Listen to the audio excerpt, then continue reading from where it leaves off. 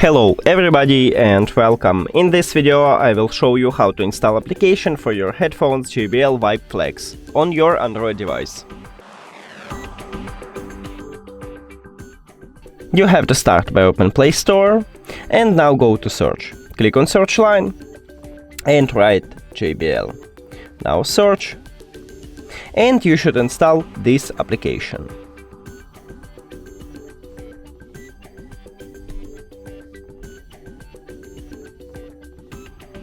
Now open it.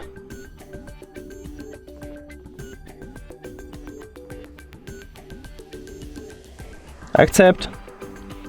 Allow. Allow. Plus. And we did it!